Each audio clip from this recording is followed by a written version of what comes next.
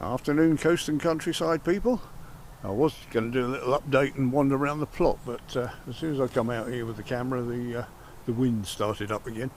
A bit of a storm last night, so I thought I'll just come in the netted tunnel and we'll have just a little look around here, and you can see through to the lower veg plot there.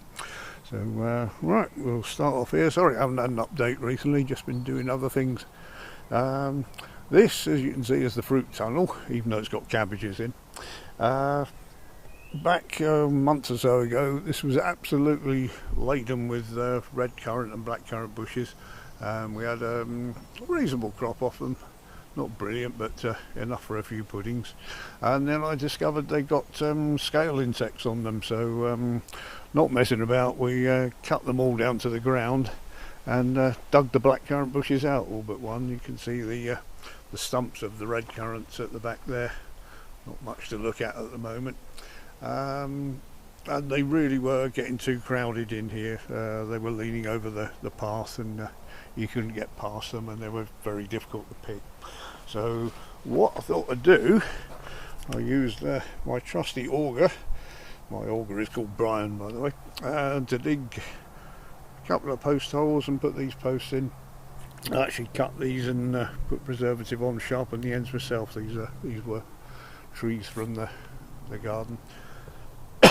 Excuse me.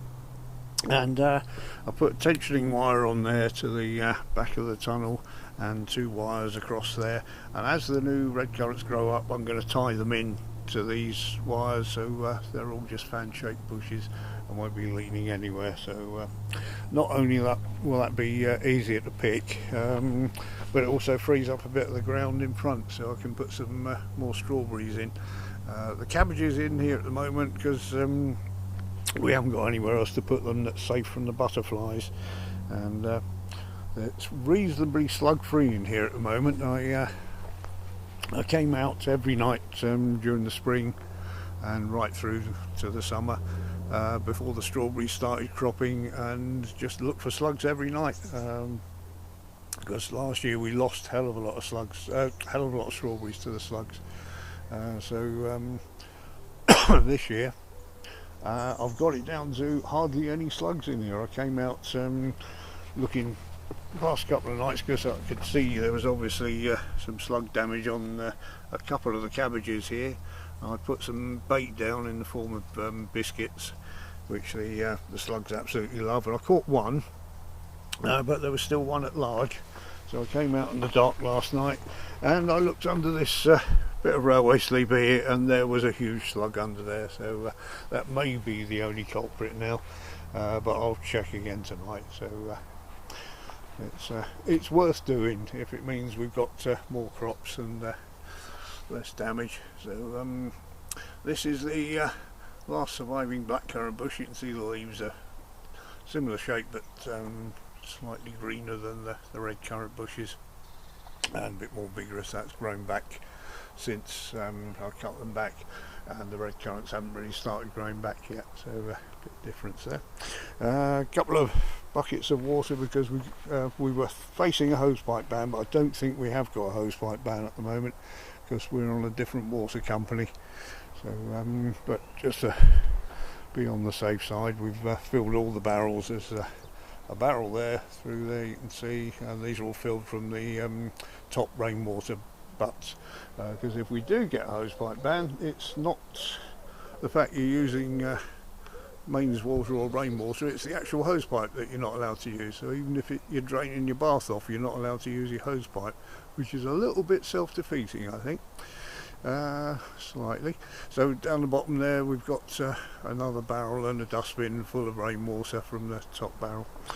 So coming back to this tunnel, ferns at the back there, just purely decorative, don't eat those.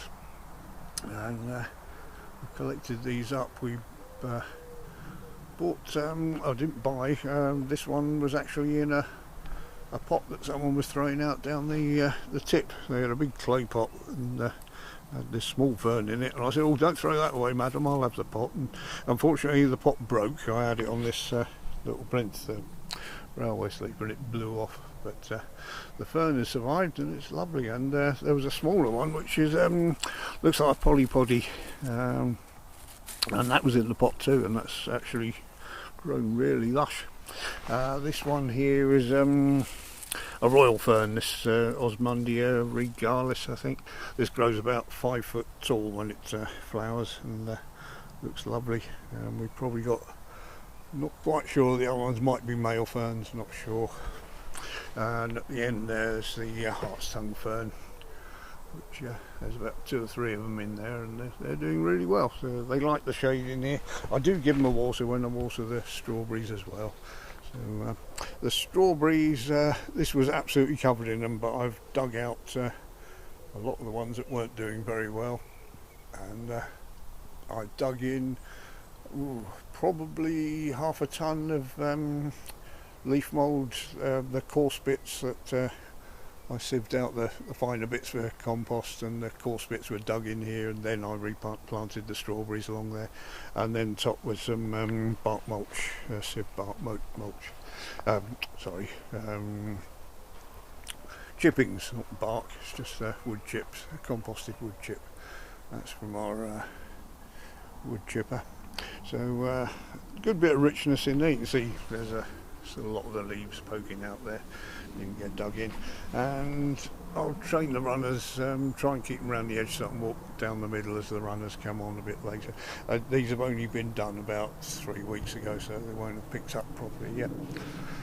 And another thing here, this is a type of edible honeysuckle which one of our forum members recommended. She said that she's got a lovely crop off of hers, so I went and bought one. Unfortunately this one isn't looking too well. I've sprayed it a couple of times with fungicide, but he's not looking too happy, not too pleased with the state of the plant when it arrived actually. So these yard-long beans, absolutely useless, didn't come to anything, so shan't be bothering with them. Again, I thought they'd be alright with the shelter of the ground cover against it, keeping the wind out, but obviously not. They're a bit too tropical to grow around here, I think. So we had some peas in there, and these a few odds and sods of was it Swedes and mangel wurzels, which mangel wurzels we're giving a go this year, seeing how they come out. Right, it doesn't sound too windy out there at the moment, so I'll go around the back plot. And no, the wind has gone, so that's good. And at least come round here without having a huge noise on the microphone. So and as I say, I've put ground cover all the way around there to keep the north wind off, and that has worked a treat. It's much warmer and more sheltered in the plot now. So this is where our autumn planted onion sets were. We've just cropped those. Well, didn't do too brilliantly, but they picked up a bit once the wind was off the plot. And the potatoes, ones that came up from last year, I've been earthing them up. I know you shouldn't, but they're a food crop when they're there. So at the back we've got what's it called, celeriac. Tastes like celery. It's got a big bloated stem type root thing on the bottom of it, which I've grown them before in Dorset and they did reasonably well. I've tried them here before and they failed dismally, but that was when the wind was on the plot, so I've given them another go just in case, simply because I had the seed. So and down here, these are the exhibition onions, which are starting to pick up. They're not looking too bad. Let's put the finger there for scale, hand there for scale. You can see that's not a bad size. So we've got another month or so of those to pick up. And a spinach plant, a couple of spinach plants that were left in from last year, which have picked up again. So I did cut them all right back. Some of them died, one of them bolted, but those are doing all right, so I've left them in. Some cabbages under the net, which the net collapsed on it. I've just pulled it back up again, and there's a couple of good ones coming out there, so that's not too bad. The kale at the back there, I've left these plants in for seed and for the butterflies, because the butterflies had a terrible year last year. And the cabbage whites stripped that one totally, and we've seen loads of them flying about, and I see they've laid a few eggs on this one, so we've got the seeds and it's been food for the butterflies, which is great. And down here we've got some leeks with the odd beetroot around. They're picking up all right. We've only just put this row of beetroot in, they just picked up now. And at the back we've got a few more exhibition onions. That was the spare ones I put in the corner. And these are dwarf beans, which I don't normally go, oh yeah, I missed these. I had a look this morning, didn't even see them. So that's just about ready to pick now. I won't pick them today because it'll annoy Mrs. Ziggs if I bring anything more up to the kitchen.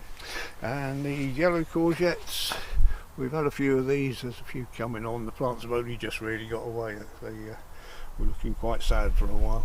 And some red onions that I grew from seed weren't doing too well. I earthed them up a few weeks ago and give them a good soaking. They're doing a bit better. And in between them it's the this is landcress that's self-seeded, which is a decent salad crop, tastes like watercress. And a couple more potatoes over there. So that's about it, and we'll squat down here again because the wind's come back. So I'll end it there because I could take you around the rest of the plot, but it would make the video far too long. So thanks for having a look with me. See you in the next video.